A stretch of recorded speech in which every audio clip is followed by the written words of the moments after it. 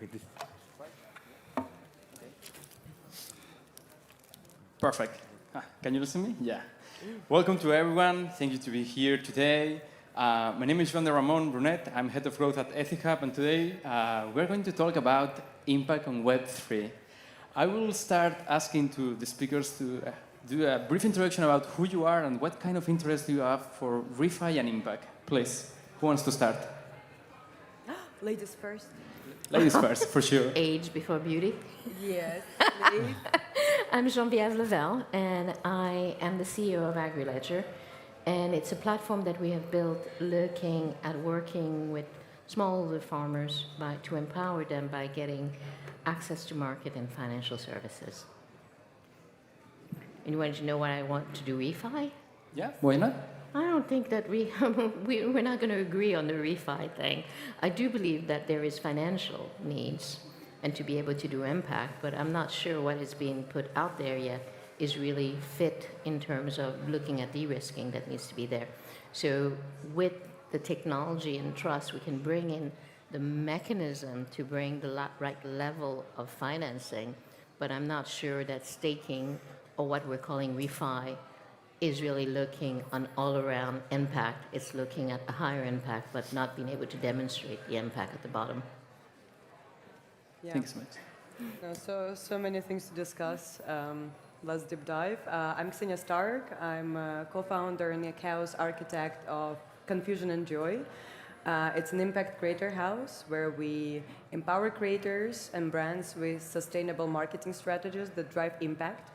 Obviously, I already mentioned a lot impact right now, so it's really dear to me. I think that we live in an era when business for business doesn't work anymore. It's not everything is transactional. We need to think of the next generations. We need to think of the future of our society. We still have time. Some environmentalists that say that we have only 10, 15 years until we crash. That's not true. We have time, but we need to think, and definitely, the way Web3 is moving forward, when we talk about the refi as well, it's just some moving parts that, we're trying to figure out what is the way forward, because obviously we see the loopholes in the system, we see the intransparency from, non-profit organizations or just the way impact is being treated. But impact is all around us, and everyone needs to participate, and I think that's what we want to bring up today as well during the panel. Hello, yes, hello. My name is Vladimir Baulin, and I work in University Rovira Virgili in Tarragona, and my position is a distinguished researcher. I come to this concept that we need to change the way impact is measured, especially in science. Because in science now everyone agrees that there is a big problem of overpublishing, how the grants are distributed, and there is an uneven distribution. There's big grants for big groups, and there is a pyramid of hierarchy of centralized decision, how the decisions are taken. And through this, there is a pyramid with a big professor on top, and which is rely on a huge number of students and invisible people with unstable contracts, which produce work, but they are completely not visible. And all the benefits go to very particular people related with infrastructure. And that's why these research funds, which are now distributed to big groups and big funds to big groups, now even they are not related to real impact of their research. And I am in favor of decentralized science concept, and there is a big movement already happening when you are based not on proposals, writing proposals and getting grants, but on a retrospective funding. Then first you demonstrate the real impact, and we can discuss how to define it. And in fact, in science, it is much more clear because you have citations, you have also reproducibility of the data, databases, so it's much easier to define. And then if you demonstrate the funding should come and fund already demonstrated impact. Then we will solve a lot of problems which exist now. Yes. Thank you so much. Hi, I'm Gábor Pozsonyi. I am the CFO and COO of a group of companies around a Hungarian core Ethereum core developer who's now developing Swarm. I'm not Swarm as a basic Web3 infrastructure.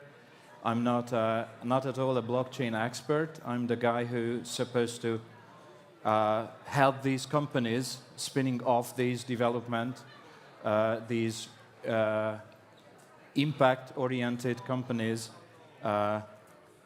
grow, basically. And one of those companies is Essence Food, which is basically a company that upcycles food loss through various technologies, and we use blockchain technology to actually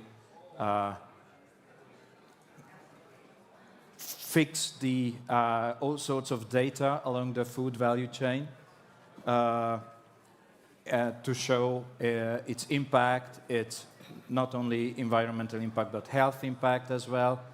My background, by the way, is in banking, in traditional banking and management consulting. I was with KPMG for long years as a partner in helping and advising major banks and financial institutions.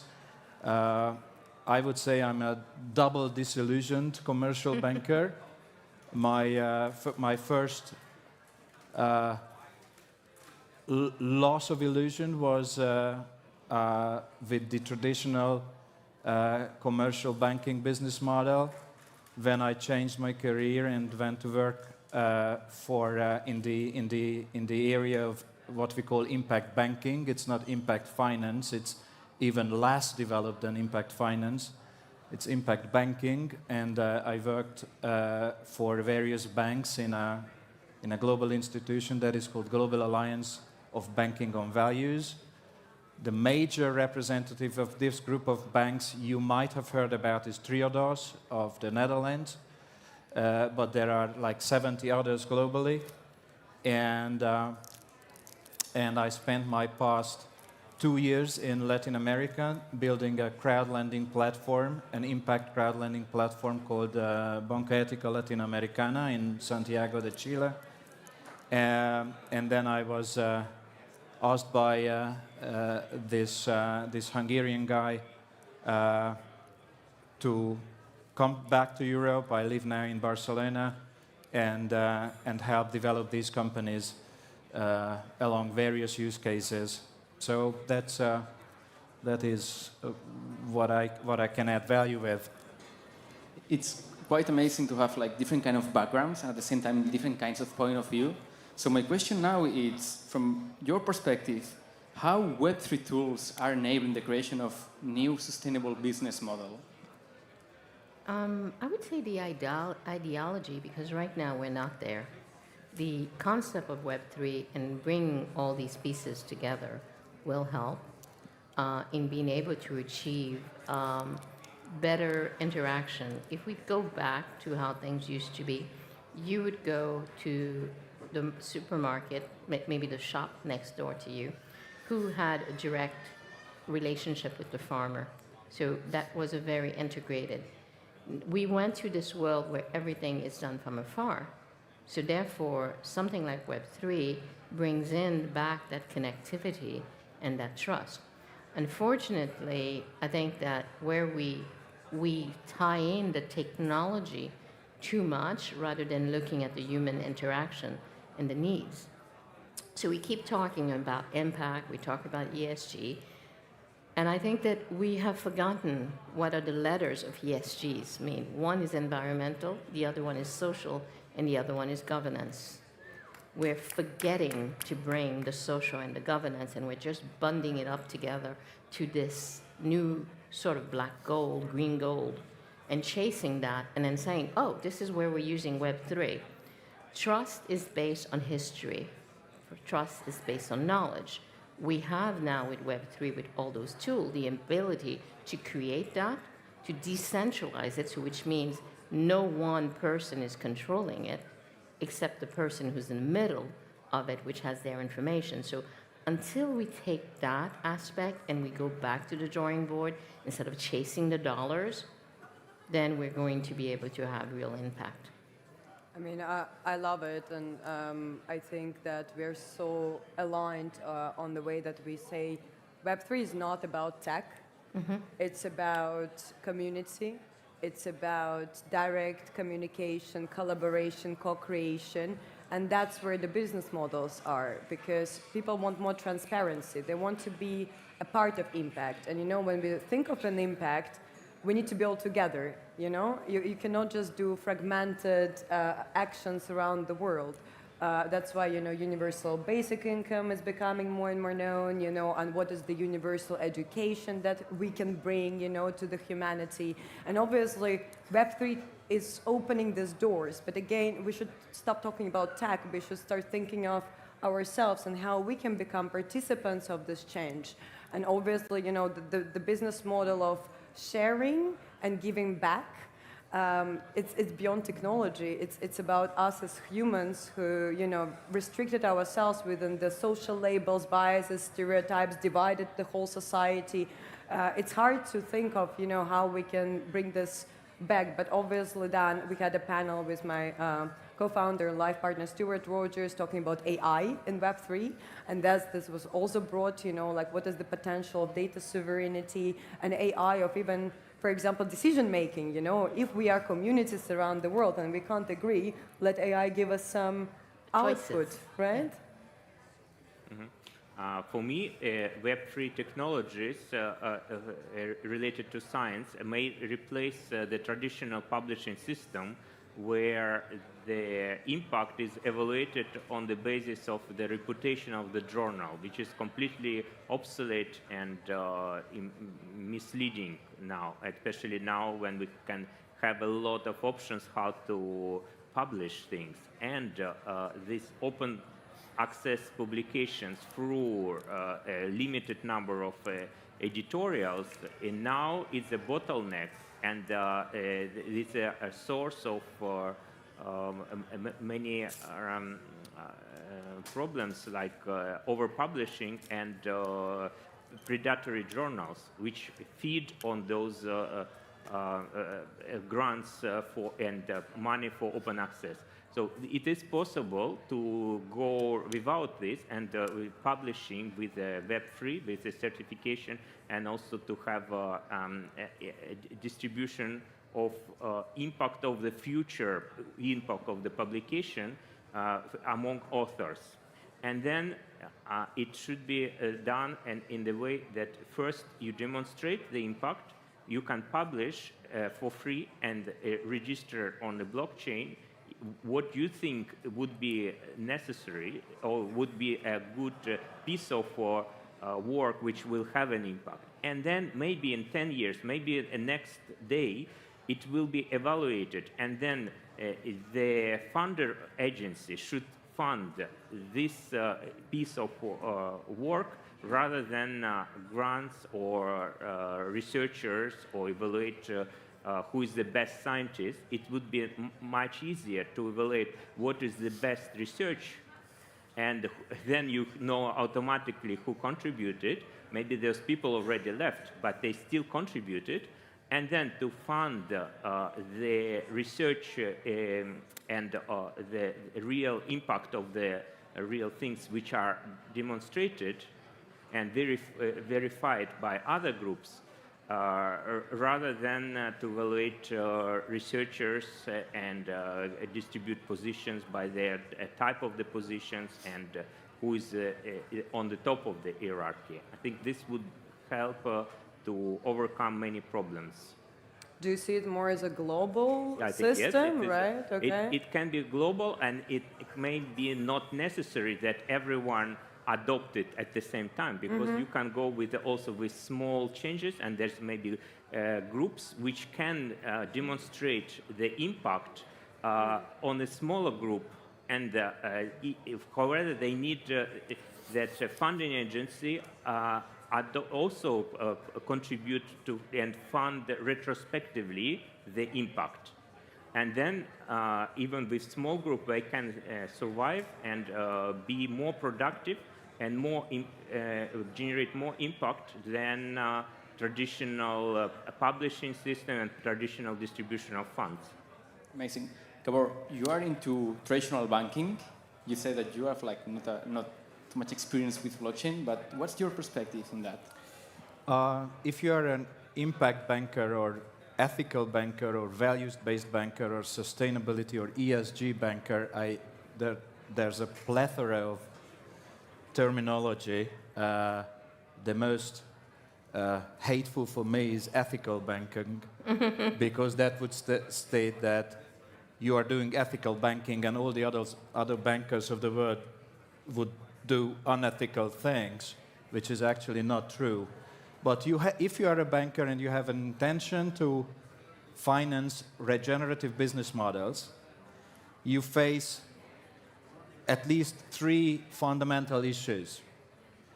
One is measurement. So how the hell you know that that particular project is representing a regenerative business model?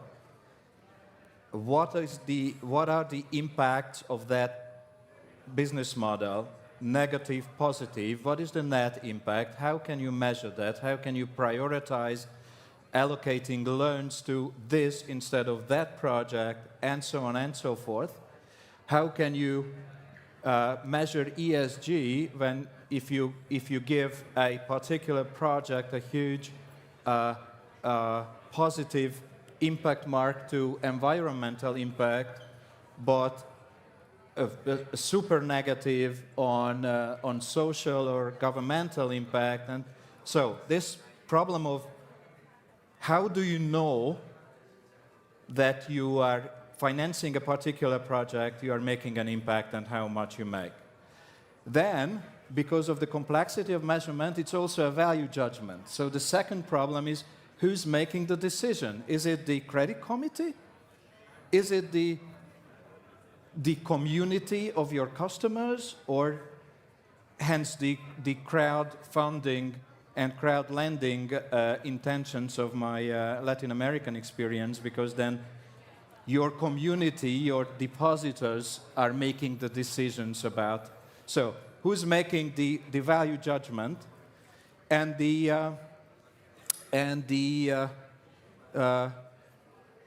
sort of the third issue is that with all your good intentions and honesty, nobody trusts you, basically. Everybody questions whether your motivation of financing a regenerative business model is really motivated by impact intentions and whatever. And as I said, I'm not a blockchain expert, but I do have an intuition that as far as the second and the third problem is concerned, blockchain can offer a solution. So I think, come as an ex-banker, I think at the end of the day, everything, like we talk about impact. At the end of the day, we still have to get to the Maslow idea of what are people needing. They need to have food, they need to have water, and they need to have housing. And how do you de-risk them living? Today, we live in a world which is becoming much, this whole idea of climate impact is becoming very real. Not from this green blah, blah, blah, but the fact that the weather is changing. Places that didn't used to have huge storm are now getting plummeted. The secondary thing is that financial institutions have always had a challenge, which is capital allocation. How do I put my capital? How do I understand my risk? And this is where blockchain technology comes in that it is going to provide data that allows you to make those decisions. And the beauty of regenerative AI is not that it's just finally has become something that everybody wants to do, ChatGPT. 25 years ago, I was looking at data. How do I make decision on funding? Do I need to go to the bank and ask for a loan over the weekend?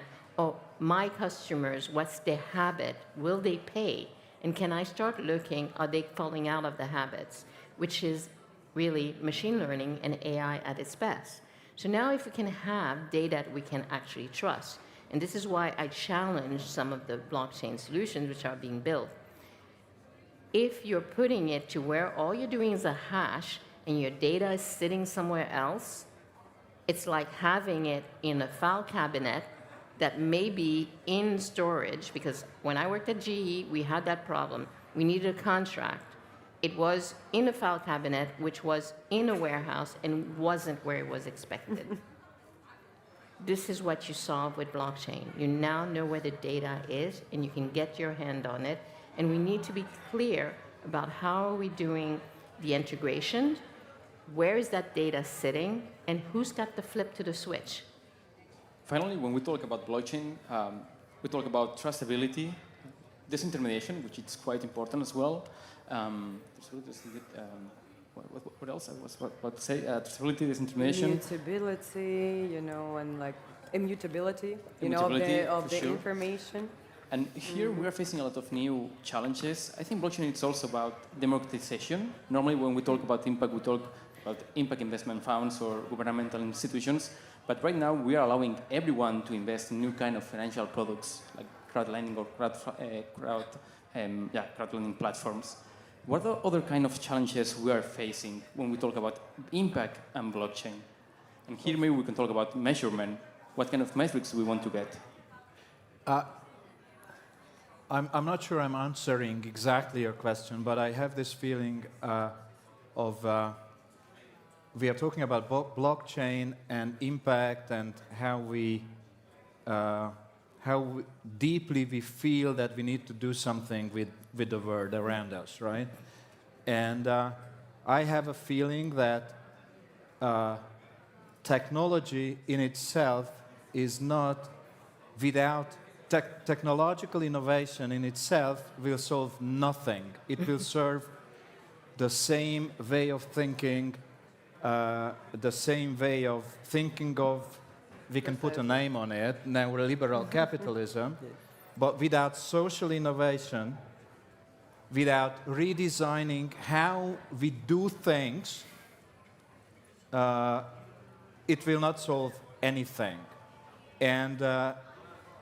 And decentralized finance, I mean, just tell me a little story about my Chilean experience, which is kind of a paradoxical thing. A bunch of people trying to make an impact in putting together a crowdlending platform in Chile, which was back then was a totally, when it comes to fintech, is a totally free and unregulated market. And we were successful and everything, and at one point, some people in the board started to talk about that we should apply for a banking license. So it was like kind of super paradoxical, like, okay, we are here and want to screw the system, pardon my French, but we want to screw the system, but yeah, but people would trust us more if we have a banking license. And we would go to the regulator for a banking license. How revolutionary is that? I mean, zero. So I think how Web3 can make an impact, I don't know, but I guess the technology is there. But we are facing a huge we are facing a concrete wall of regulation, of political interest and everything. One more remark. I'm trying to learn Web3, okay, and crypto economics. And there's a free online course MIT course on crypto economics. You can watch it on YouTube. It's led by a guy called Gary Gensler, okay, who, after the course, I don't know the exact chronology, but kind of the year after he taught that course in MIT, became the chairman of the SEC, coming directly against decentralized finance. Okay? So we somehow need to innovate socially and make a revolution, really, I think with decentralized finance. 100%. Let's maybe move away a little bit from blockchain, and Web3 is not only blockchain, it's also AI, immersive tech, spatial computing, 5G network. We need to really think of Web3 a little bit bigger as a semantic web. And a bit continuing, your social aspect that you're bringing.